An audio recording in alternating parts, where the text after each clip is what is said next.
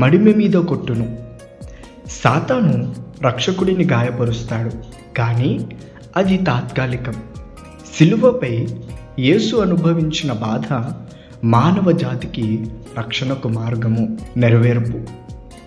యెషయా గ్రంథము 53వ అధ్యాయము 5వ వచనం. మా దోషముల నిమిత్తము ఆయన గాయపడెను.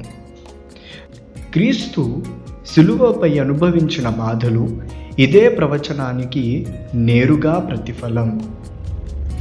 ఆదికాండము 3వ అధ్యాయము 15వ వచనం సాధారణమైన వచనము కాదు.